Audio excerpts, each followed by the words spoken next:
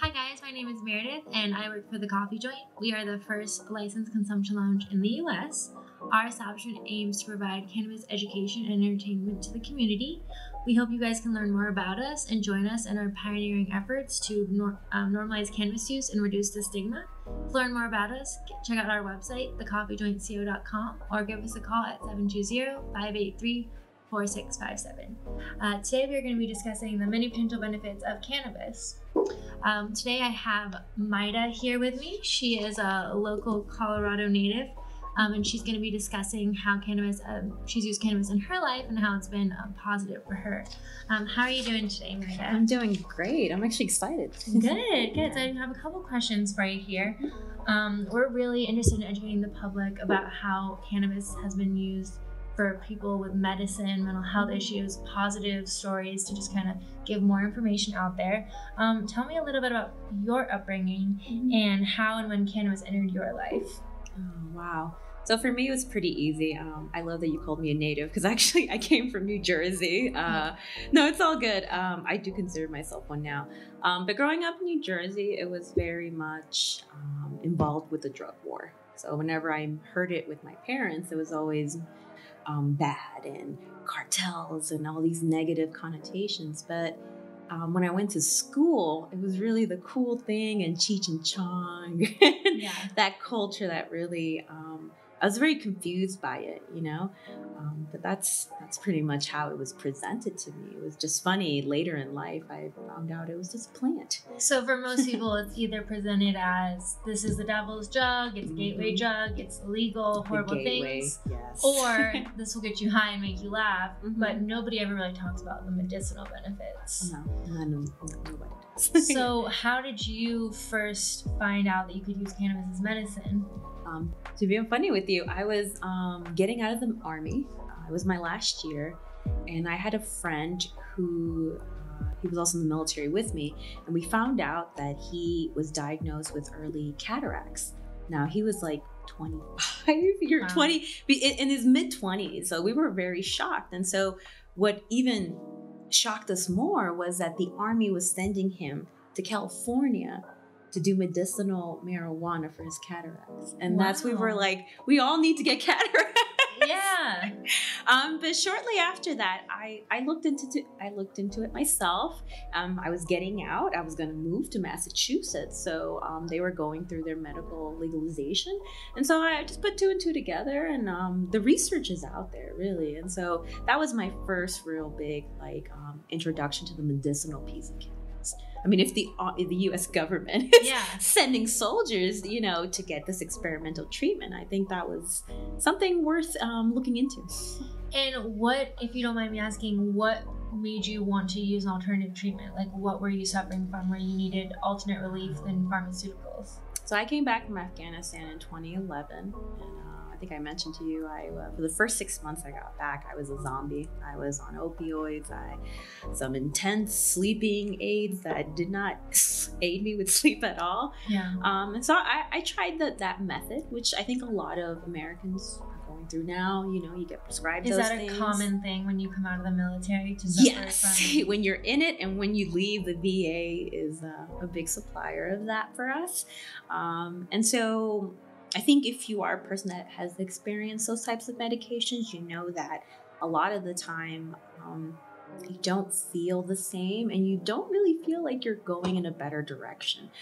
So like I said, I think the timing for me was perfect. Like I said, I was like, well, the military is sending this guy to get medical marijuana. Why can't I get the same, So you tried the pharmaceutical route. You kind of went with their recommendations. Yes. It didn't work for you, almost made it worse. Yes, I can guarantee it made it worse for me. So what kind of things what did that help you overcome? What kind of medicinal or medical issues?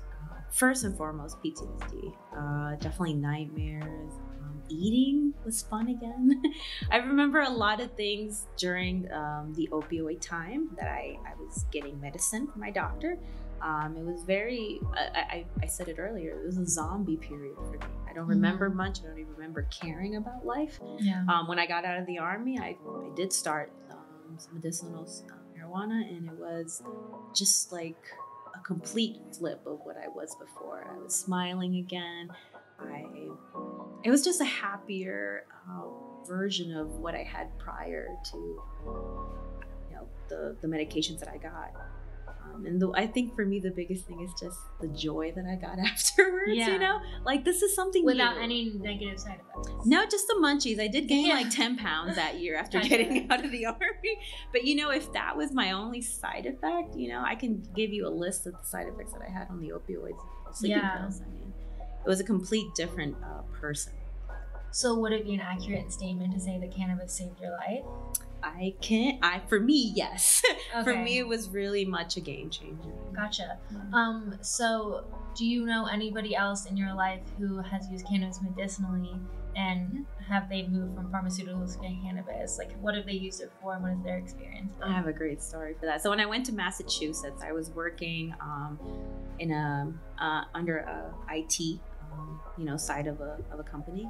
And so a lot of us are just IT nerds, and one of my coworkers, his mother was diagnosed with pancreatic cancer. Mm-hmm. But she was Miss Massachusetts in like in the 1990s, beautiful woman. But when he introduced me to her, she was deteriorating, like skin and bones. Mm-hmm. And one of the things that I spoke to him about was, because him and I would talk, and I pretty much told him, like, I'm trying cannabis. Like, I don't know what will happen, but, we'll see. And so he saw my transition as well. And so he pretty much one day just took me to lunch and was like, could you help my mother out, And so this is this really sweet older woman. She has a boyfriend, he's willing to take care of her too. And so I said, hey, let's make some weed cookies, right? Because that's one of the first things that I really tried, So I made the butter for them. I made some sugar cookies. And that's really what started it for her. And so every month I'd make her a batch, and then her boyfriend started making her the cookies. And did she see relief? Like, she went from, I think, 90 something pounds to being back to her 120 self, and she was going out. She actually went to the mall again. I think able to live a normal life completely. Yeah, and it was one of those things that, to me, I didn't like charge or anything. I mean, it was really just sharing the knowledge. Mm-hmm. And I think that's where a lot of people fall. I think people, especially people that I, are a little bit older, I feel like when I mention it, like, this really helped me. They're like, oh my God, that's drugs.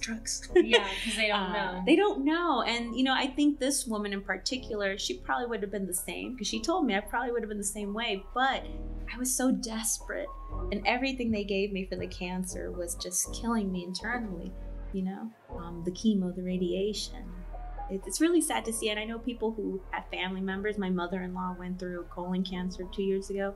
Yeah. And it was one of those things that we gave her some drops and completely changed her life. She could eat again. That was her biggest thing. I think for me, I have firsthand seen the effects.